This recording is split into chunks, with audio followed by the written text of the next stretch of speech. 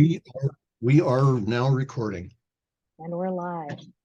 Okay, good afternoon, everyone. My name is McKenna Sellers, Executive Director for Montana Renewable Energy Association. And here we are at the final Exploring Energy Series topic of 2023. Today, we're joined by Rick Bell. He's our featured speaker from South Dakota today, talking to us about the state of distributed solar in South Dakota. For those of you who we're welcoming right now, please introduce yourself and say where you're from or where you're tuning in from in the chat here. But Rick Bell has a host of different background and involvement in clean energy and renewable energy advocacy. He is also a solar homeowner himself and is a board member with Dakota Rural Action. He also serves on the Dakota Rural Action Community Energy Development Committee and was instrumental in establishing this economic benefits or this economic solar study that was conducted in South Dakota and published just this year with consultants at Crossborder. He's also the president of Sustainable Environmental Energy Engineering LLC and works on a host of different audits and has a professional engineering background. So a little background about MREA for those of you who might be new. MREA is a membership-based nonprofit organization, and our entire mission is to advance the renewable energy industry of Montana. We do this through industry engagement, hosting trainings and workforce development strategies. We do this through policy engagement at the Montana State Legislature, and also making sure that we're communicating and educating on regulatory changes with the Public Service Commission. And we do this through education as well, whether that's hosting community meetings, hosting our Montana Clean Energy Fair every summer in different locations across the state. So we do a lot of incredible work. I'm very always impressed every day with the diversity of our membership and the professional backgrounds and community backgrounds that we all bring. So whether you're a student interested in renewables, if you're working in the field now, perhaps you'd like to see a career in renewables, or you're just a clean energy supporter that you believe in the cost savings and resiliency of renewables, I encourage you to get involved and become a member of MREA. We are in our year-end giving season. This year, MREA launched our year-end fundraiser called Meeting the Moment 2024.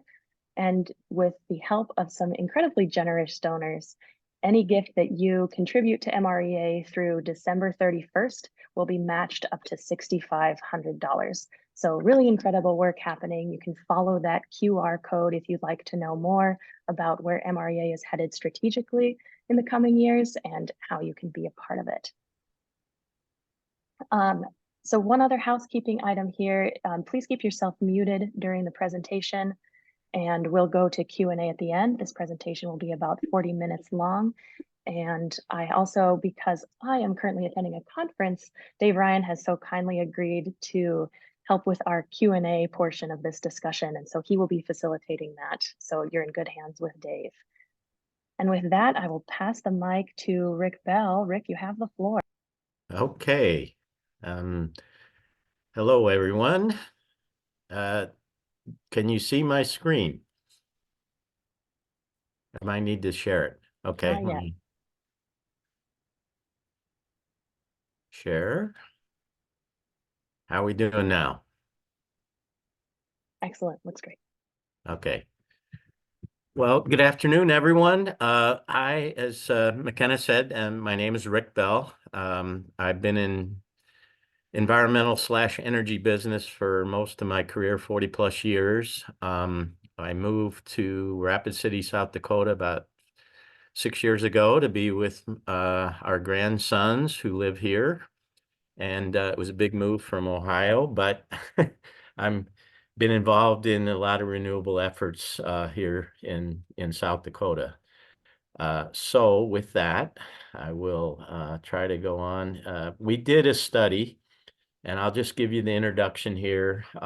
As McKenna mentioned, we hired a company called Crossborder Energy out of California to do a kind of value of solar study. But the impetus for this was the fact that there were there was our power company here in western South Dakota is Black Hills Power. They're also known as Black Hills Energy.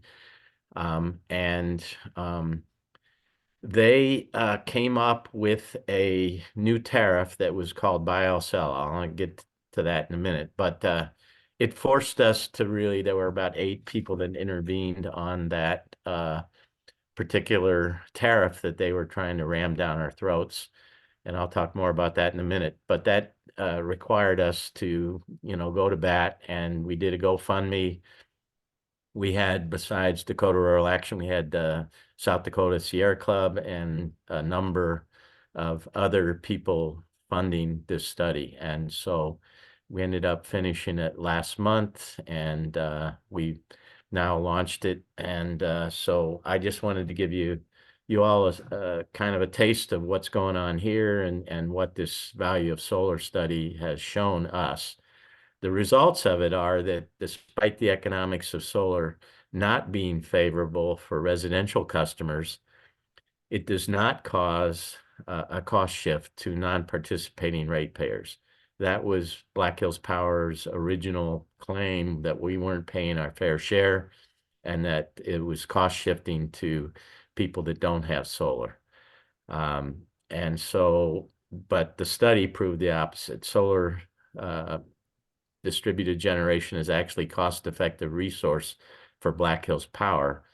We don't have net metering in South Dakota, and I'll talk a little bit more about that in a minute. We get paid what's known as the avoided cost, which is only based on avoided fuel cost, and so it's around 2 to 2.5 cents a kilowatt hour for what we put back into the grid. But this study has actually shown that net metering would actually be cost effective for Black Hills Power. I don't know if we'll ever get there, but we're taking this study on the road, doing education across the state. It has applicability for all the utilities, and I think I have, okay, so as I mentioned, the need for this study was prompted by a new buy-all-sell-all tariff that Black Hills Power tried to launch in 2021. And in case those of you don't know what buy-all-sell-all means, it means that people who have distributed generation behind the meter would be required to pay 100%, pay retail cost for 100% of the energy they use, whether it came from their own site system or it came from the grid. That's the buy-all-sell, the buy-all portion of the tariff. And then they would be credited with this low avoided cost rate, which is for 100% of the power that they produce, whether it was used on site or it was sent back to the grid. And they justified this new tariff, alleging that a cost shift was occurring because the DG customers, we weren't paying our full share. And so a number of us, 8 of us, intervened with the PUC under this EL 21011. If you want to go to the PUC site and see how it was proposed by them, but we formed a group to stop this tariff. We ended up signing a stipulation agreement that was eventually agreed that the parties would meet 4 times over a 2-year period. We met twice in 2022 and twice in 2023 to look at the data and decide whether an alternative tariff is appropriate. So we still believe that they're going to come up with some other tariff. The buy-all-sell-all is pretty much dead. We hired a lawyer and proved that it was illegal under PURPA to have such an agreement, because we're qualified facilities and they need to buy our power back to that we're sending back to the grid. So where we're at right now is just rolling out this study, and Black Hills Power's, we had a meeting in November with them, and they hem-hawed around and said, gosh, we need to really dig into this study, and we're not going to do anything for at least a year with any kind of new tariff. So we're kind of treading water, but we're taking it as a win, because, anytime you can kick the can down the road for another year, it's a benefit. So I wanted to give you guys a little background on South Dakota for reference to Montana, at least those of you, most of you in Montana. But here in South Dakota, there's 6 investor-owned utility companies, including Black Hills Energy, Mid-American, Montana Dakota, Northwestern, Otter Tail, and Excel. Mostly Excel's on the East River side of the state. And so they're regulated by the PUC and are managed as private enterprises. There's also more than 24 electric co-ops who provide power to a lot of our rural customers in small towns. And you guys know about co-ops, but the 3 big cooperatives that are G&T cooperatives are Basin, East River, and Rushmore, and they provide the power to all the electric co-ops. And then in addition, in South Dakota, we have 37 communities that are served by municipal electric utilities. And the city owns the utility and provides electric service to residents in the community. And the local government manages those operations. So that's kind of what we have in terms of utility providers in South Dakota. And then this is a figure that's in the study. We tried to look at nearby states. And so as you can see from this, it's kind of a busy slide, but South Dakota is tied with North Dakota. This was last year in 2022. We only have 1 megawatt of small scale solar in the state. And that's compared to Montana. And as of last year, it has 32 megawatts. So you can see that there is a big difference in a lot of other states, including Iowa, Minnesota, even Wyoming has far more than we do. And then there's a calculated solar value, which is really how you kind of determine the value of solar, and it takes into account the residential rate. And I know electric rates have gone up. Even in Montana, it's probably closer to 14 cents a kilowatt hour.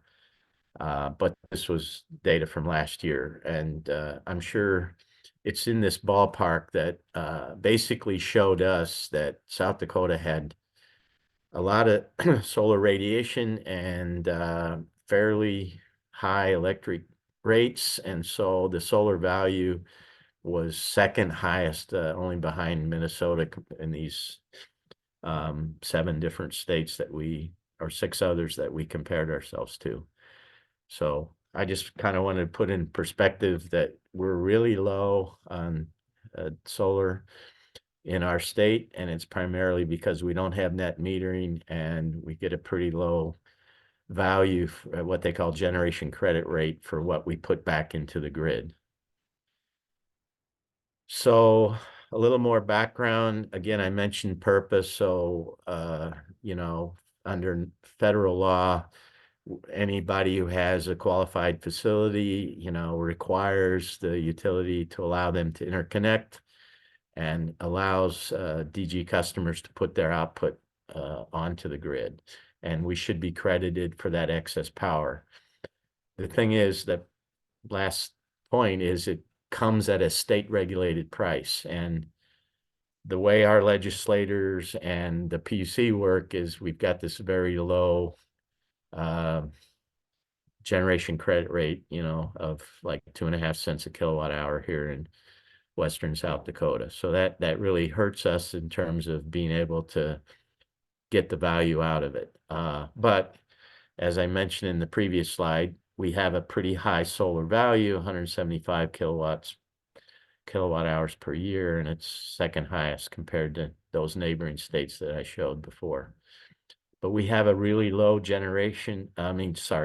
really low penetration of solar DG, and we're tied with North Dakota being the lowest at only 1 megawatts. And the resource is growing very poorly here due to the economics and the lack of net metering and this low avoided cost rate that they're paying us for whatever we do return to the grid. So some regulatory considerations, and this I put in there primarily when we gave a copy of the report to the PUC here, that state regulators must periodically reevaluate the economics of solar. And it's become really important in states with high levels of penetration. And for those of you who keep up with states like California and Hawaii who have much, much higher solar penetration, you know, they're having to look at how they, the economics of solar and how they pay people for net metering. And there's been a lot of pullback on that, but it shouldn't be a factor in states here in the Western area where we are because the solar penetration is so low. But still, the regulators should review the compensation, and it should include not only what's going on with regard to the utility company, but and the non-participating ratepayers. And so that's what they really got to look at. And our point to them was during these periodic analyses that non-participating ratepayers are not the only stakeholders here, that they should weigh those of us who make the long-term investment in solar and the value of that on the state economy, plus all the ratepayers collectively, and then the citizens of the whole state. And I'll mention here that in the case of Black Hills Power, where we are, there's approximately 72,000 customers, and there's less than 150 who have behind the meter either renewable energy, mostly solar. There's a couple of small wind people, but it's such a small percentage. I mean, it's 0.003% of of the customers as a whole that Black Hills Power has, and it's similar in the rest of the IOUs in the state as well as the co-ops. But anyway, we just keep we keep trying to push the PUC to find a balance among all stakeholders, not just the utility company, which they seem to favor.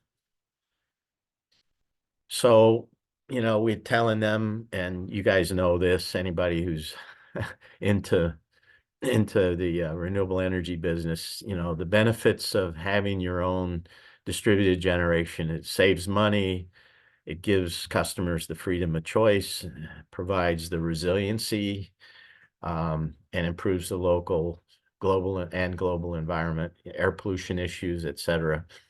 And it gives us the freedom to use our own energy or sell it to the utility depending on circumstances. So there's a lot of benefits to the owners, and we're wanting more. Now, the study that Crossborder did, they used the levelized cost of energy, the LCOE from solar, looked at it as a cost, that cost as a resource to the utility, and also for non-participating ratepayers, as well as participating ratepayers who install the DG systems. So distributed generation. We used an average cost of $2.75 a watt DC before any tax credits, plus included O&M and financing cost. And then the big cost for the utility company is the lost revenue that they have, and we took that into account. 25 years of levelized cost revenues and escalated those at 2%. And then integration cost came from Black Hills Energy's 2021 IRP that provided an estimate of $1 per megawatt hour as the cost of ancillary services that they needed to integrate solar into their grid. So that's just a few of the numbers that are in the background. But one of the things I wanted to focus on were that's kind of a long story how we got Crossborder involved. And for those of you who know about Powder River Basin Authority in Wyoming, they did a study the year before, and they hired Crossborder, and we had some connection with them through the Western Organization Research Council, the overall umbrella organization, the DRA, and Northern Plains, as well as Powder River Basin were involved in. And they did a study, hired Crossborder. They showed that the direct benefits to Northwestern Energy in, or I guess it was, oh shoot. I think it was Rocky Mountain utility in Montana, or in Wyoming. But regardless, we did not use the same the study that they did in Wyoming.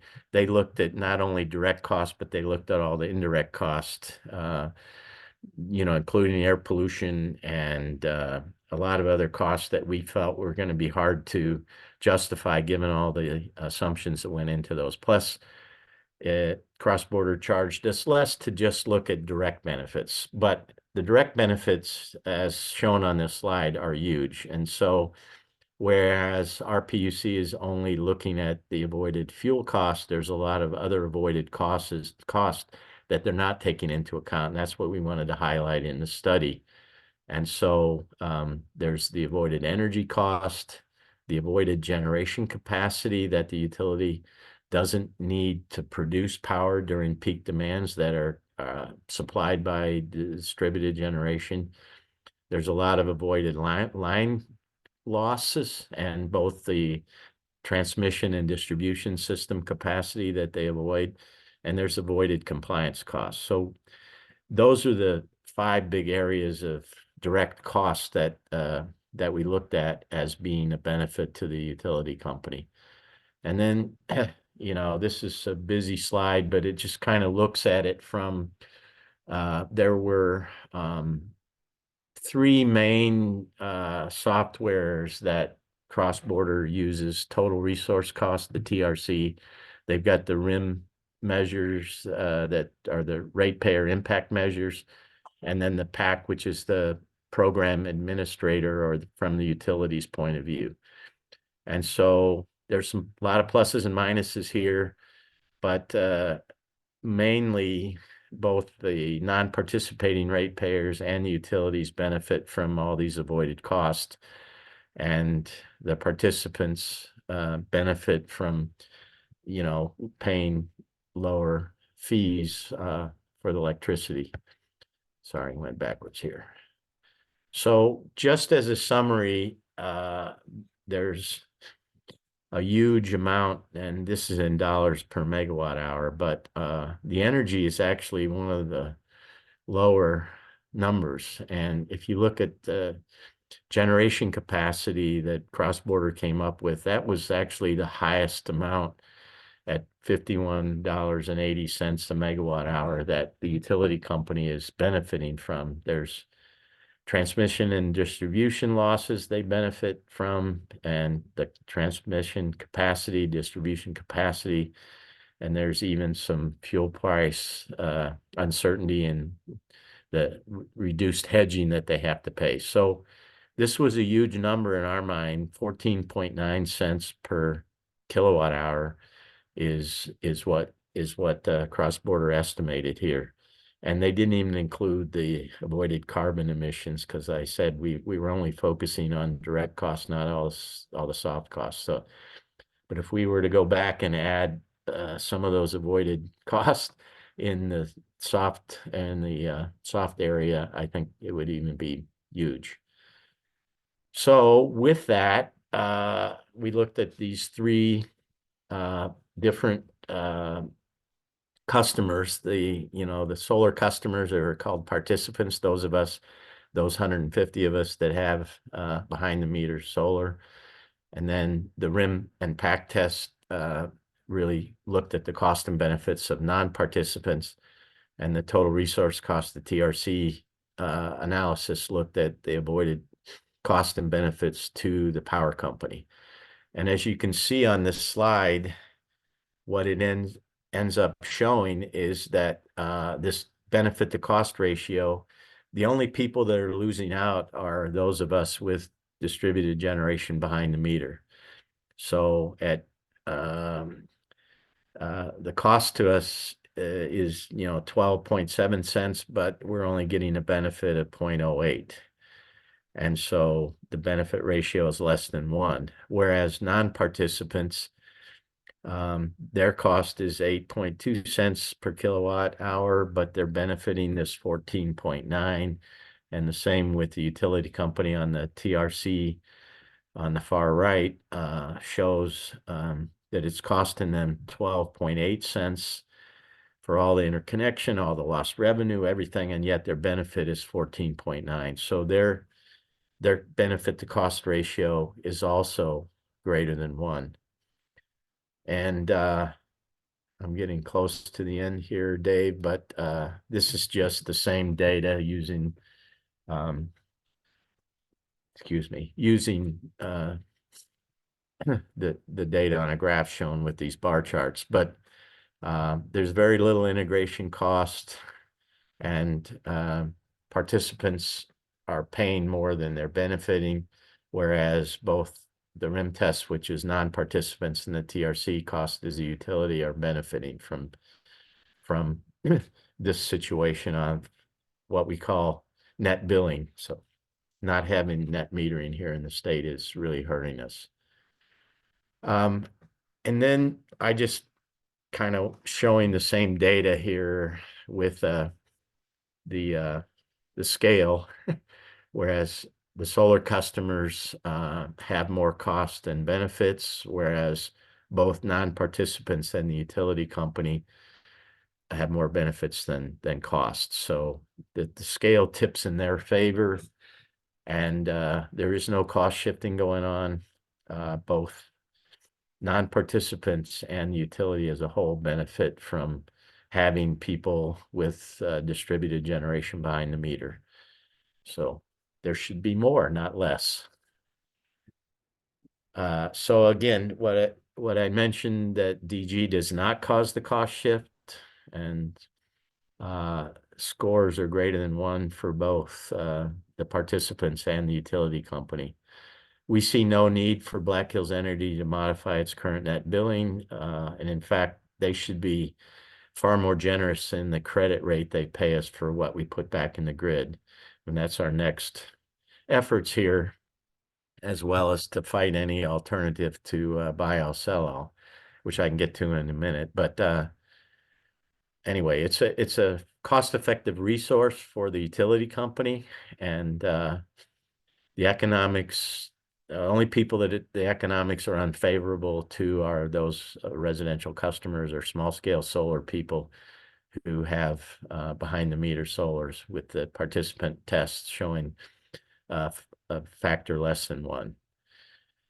And solar GG provides a lot of other benefits that are difficult to quantify, including all those things we mentioned: the benefits of enhanced reliability and resiliency, uninterrupted power when the grid goes down, especially if you can put batteries on, and customers are more involved and have the freedom to choose their own source of electricity.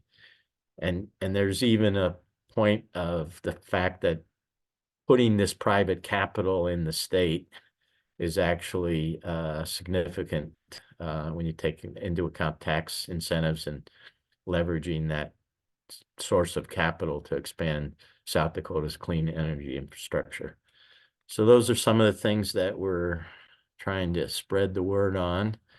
And I just put this FAQ section in here because I gave a presentation. People were asking, well, why does Black Hills Power think that a cost shift is happening?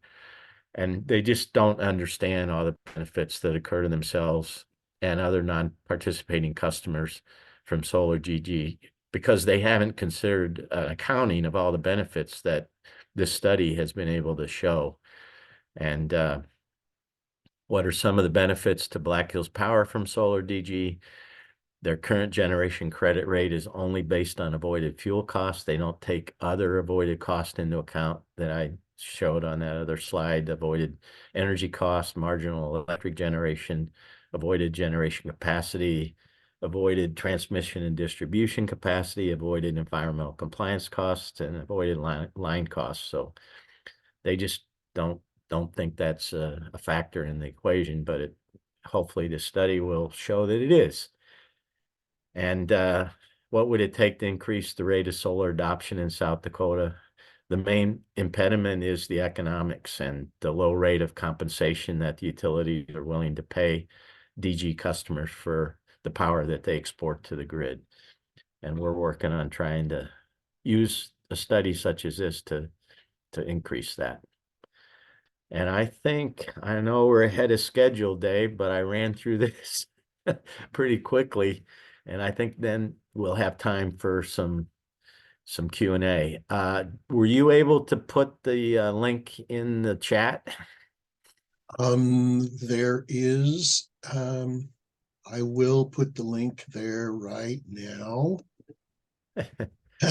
So for those of you who are interested in getting a hold of a copy of this economic impact study that was done by Crossborder, there is a PDF that you can get on the DRA website, or you can snap that QR code and it'll take you to the link on that. And I think with that, we've got plenty of time for Q&A. Yeah, thanks, Rick. That's very interesting presentation. And I came up with a question myself to kind of kick things off. Seeing some of the people in who are participating, I'm sure that you'll get some questions out of them.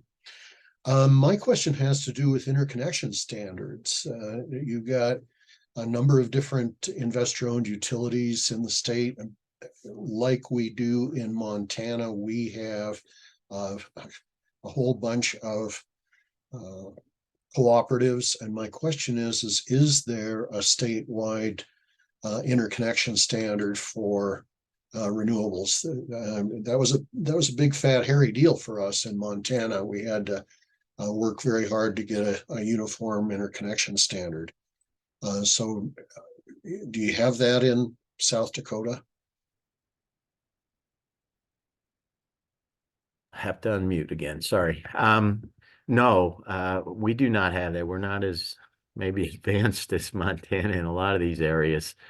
I've only dealt with the IOU, and I know the PUC has only has regulatory oversight over the investor-owned utilities. So I don't think there is a standard, and with as many co-ops as we have, it's a kind of a zoo here. So there is a standard for the 6 IOUs, but I don't know how it works with the co-ops or the municipal power companies. I did do a survey of all the co-ops that I could find. And everybody is paying between 2 and 2.5 cents a kilowatt hour for what gets returned to the grid. So we're all in the same low boat in terms of what we get paid for energy that we return to the grid. But I can't tell you about interconnection standards. I think it's a wild, wild west here on that. Yeah, I should say that there is no interconnection standard for the co-ops. They pretty much do their own thing. Yep. Yeah. So let's see. Okay, Mark Judeman asked, do you think that the South Dakota Public Service Commission is receptive to your recommendations? I would have to say no, but we needed a study like this that quantified all the benefits that they haven't taken into account. So we've got a process where we're working to try to figure out how to utilize this to make changes with them. And we've got some, now that this intervention on this particular tariff has come to an end, one of the things that happened over the last 2 years was the power company put in what they call, I can think of the word, basically a separate production meter on everybody's. Well, they put it on 16 representative. I got one on my house where they're actually measuring the production of solar, and they're looking at how it affects the grid, especially regarding the demand. And one of the things we learned during these meetings with Black Hills Power is that their highest demand is from the hours of 5 p.m. to 7 p.m. during the months of May through September. And as you can imagine, that's when everybody comes home from work, turns on the air conditioner, starts cooking supper. And, you know, that's when their highest demand is. And they told us in meetings that, well, solar doesn't help then. Well, that's not exactly true. It's not zero between 5 and 7, especially with daylight savings time. And so part of our data collection is to prove to them the value of solar during their high demand period. So anyway, we really haven't, because of the COVID and supply problems, et cetera, they were supposed to put these production meters on 16 representative DG systems, and they only got 9 done so far. So we're already talking about having to have another meeting next year, and they've committed to not having any kind of new tariff until probably the end of 2024 at the earliest. So again, we managed to kick the can down the road, both with the power company and the PUC, and hopefully it'll allow us to make some progress now on with using data. And I'm an engineer, so you got to have data, you know, all of this. We think there's a cost shift going on. Well, prove it. So I don't know. That's my 2 cents worth on that question. Yeah, I'm sure that a lot of the folks that are participating in this are well aware that the Public Service Commission in Montana is also struggling with these same issues. So let's see, we got another question, Lori. There is not any way to ballpark estimate this sort of benefit data. I think that she's talking about externalities for Montana with our net metering and with our energy costs is there. So it's sort of like we have a little bit different situation because we have net energy metering. But would the methodology be the same, do you think, Rick? Yes, I do. And again, based on the fact that we modeled this off the study that Crossborder did for Wyoming, and you know, this was when Wyoming was trying to get rid of net metering, and that's why at the time Powder River Basin Authority, or Powder River Basin Resource Council, which is a sister organization, Dakota Rural Action in Wyoming, they teamed up with Sierra Club like we did here to do the study, and it was instrumental in convincing the legislatures and the PUC in Wyoming to keep net metering in Wyoming. So I think, you know, a similar study in Montana is kind of the value of solar. If you don't have that, and you can't have the RIM test and the TRC test and all the things that Crossborder brings, you know, using actual data. I mean, there's there's probably 37 footnotes in this report of where all the data came from, both from the utility company, from FERC, from the EIA, et cetera. So it was really tailored to this particular utility in Western South Dakota. And we got funding from Sierra Club, the state Sierra Club, and convinced them that most of the value I mean, the value that we showed here for Western South Dakota is really applicable across the state. And so I would say if you guys get into buying in Montana, if someone wants to lower the rate or get rid of net metering, then you need you need to launch into a study like this. And all the particulars are really invaluable in terms of really bringing it home to your particular circumstances. Great. Mark asks, what was the cost of the study? It was about $15,000.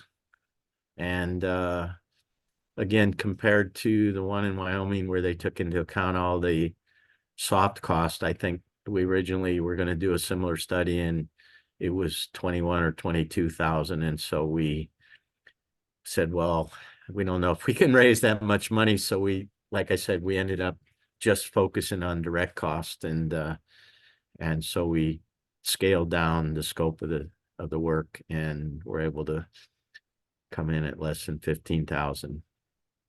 So we had 5,000 from Dakota Rural Action. We had 5,000 from Sierra Club, and the rest was raised on a GoFundMe with about 40 individual people who contributed. Nice. And that got us over the hump. Paul asks, how do you think battery technology might affect this market for distributed generation? It's interesting. I'm going to answer that from the standpoint of there's been discussions from Black Hills Power as to, well, since buy all sell all is dead, how else can we stick it to the DG customers? And there's been talk about two things. One being because of the high demand during certain months and hours of the day, there's some feeling that Black Hills Energy may want to turn to some time of use type of tariff. And if their demand is really as high as it is during those certain months and hours, then they might want to charge more for power during those periods of time. And so we're looking at it as being, and there's been talk about, well, in order for them to develop such a new tariff that we might be the guinea pigs, even though there's only 150 or maybe 200 of us by next year. And so if that were to occur, I mean, I don't have batteries now on my home system, but it would be pretty easy to add batteries that would get us over a 2-hour hump from 5 to 7 p.m.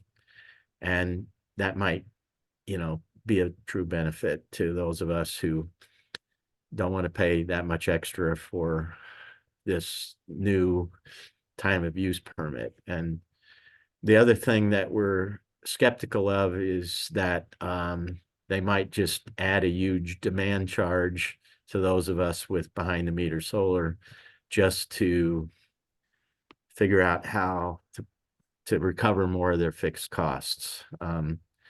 The problem is that Black Hills Power, we only pay a $12 a month fixed charge for having the account. And that's pretty low. I know that all the co-ops in the area, typically charge $30 or $35 a month. So the problem is the way that Black Hills Power, they're having to use revenue to pay their fixed costs. And since the monthly service charge is not sufficient, and the PUC's been reluctant to raise that because they don't want to adversely affect low income people and charge a much higher monthly cost. But it's just all part and parcel to how things are here. And so I think the answer ultimately may be a combination of those things. But you asked the question regarding batteries, and I think that a small battery would get people over the hump in this high demand period, and that's what we're looking at. Okay, thanks for that. Kylie asks the question sort of that gets to this core of the whole study. I don't know if you'll be able to answer this, in just a few sentences, but if you could give it a try, how is the benefit to the non-participants calculated? Well, I have been involved with Crossborder on this, but it basically comes down to the other 71,800 whatever number of people that are not participating, and how, I mean, I guess I'd have to go back to the rim test that was done, that was really calculating lost revenues and integration costs are the only things that non-participants end up losing out on, and yet the benefits this 14.9 cents. So I guess what I can tell you is that those are the same benefits to the utility company, and any non-participant is benefiting from those things that the utility's not having to pay. And the only extra cost to the utility is that levelized cost that comes into their cost. That's not a non-participant cost, but all the benefits that the utility company gets helps them keep the rates low for non-participants. So that's how Crossborder ended up showing that. And that's about all I can tell you, other than we hired them they had all the modeling, and they had all the resources to gather those costs, and this is their study. Yeah, I would add to that there's a level of complexity to that stuff that is really staggering. That allocated cost of service and rate design really takes into account a lot of different little numbers, and so it's not a simple thing. I appreciate the effort that you guys went to. George asks, do you know how the Department of Energy H2 regional in North Dakota and South Dakota will help rooftop solar? And I don't know what he's talking about. Help me out, Rick.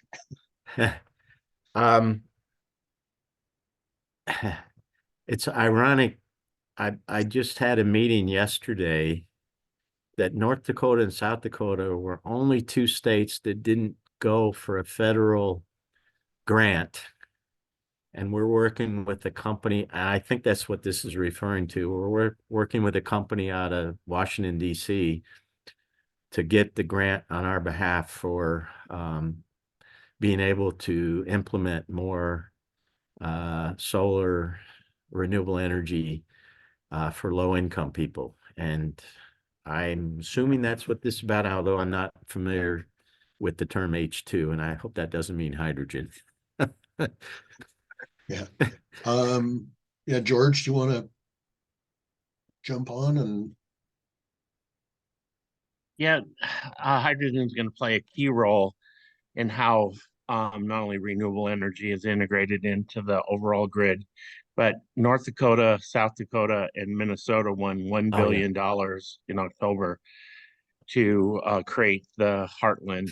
And what it'll do is similar to batteries, is help level the load. When you were talking about the 5 to 7 p.m., you know, during the middle of the day, you're making all this hydrogen, and then instead of using a natural gas, peaker plant, you would use a hydrogen one. So your state did get $1 billion or their share of $1 billion.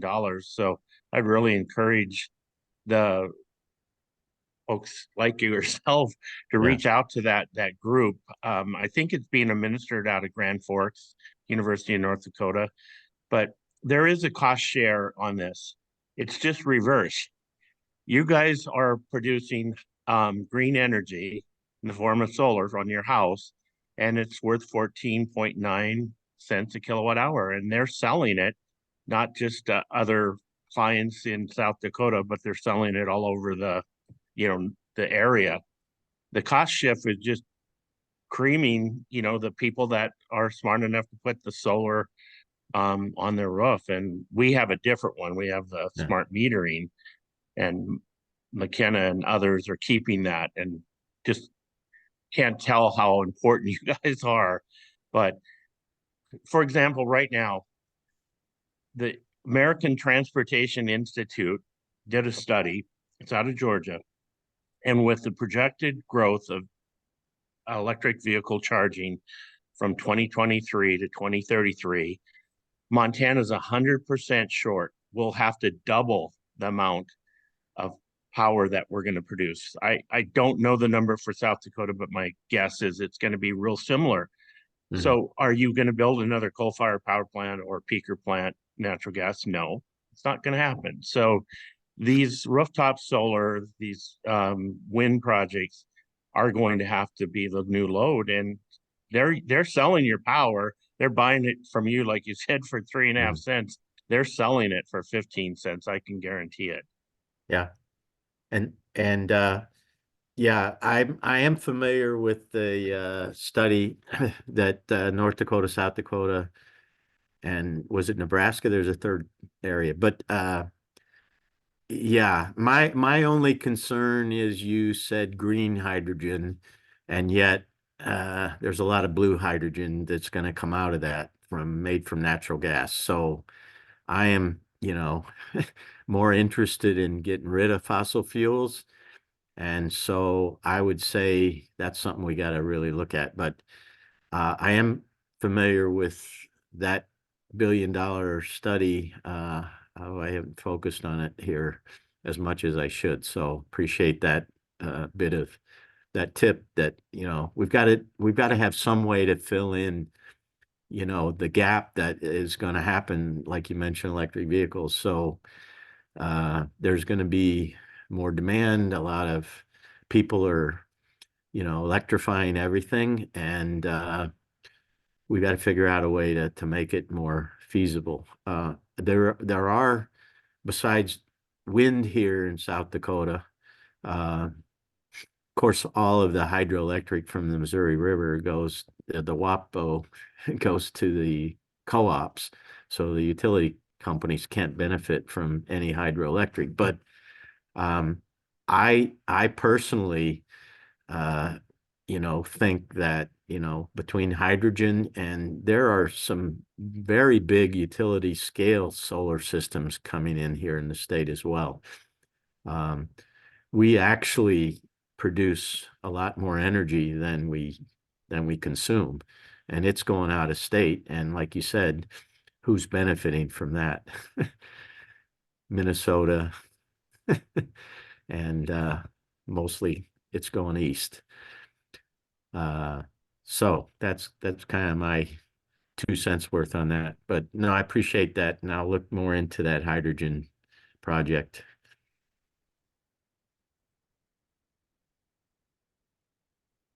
All right. Any other questions? Just kind of throwing it open.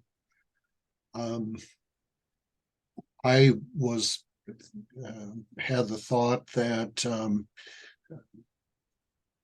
based on my understanding of how we're moving towards electric cars, that those of us who have net metered systems might actually want to get rid of the net metering agreements, because the utility is going to come out and say, we need this energy, we'll pay the small generators more. So turn this whole thing on its head. Just my own speculation. Anything else from anybody? I think where we at? Well, we're almost at the top of the hour. So I guess seeing no more questions, thanks again, Rick. Yep. Appreciate that very much. And nice work. All right, I'm gonna put my I don't know if I put my email in the chat, but in case anyone wants to contact me personally, I will add that in the chat. And if there's any follow-up by anybody, you know, feel free to give me at gmail.com. Super. Thank you, Thanks. Kylie. Thanks everyone. Thanks everyone for participating. Have good holidays, and we'll see y'all next year. See you next year.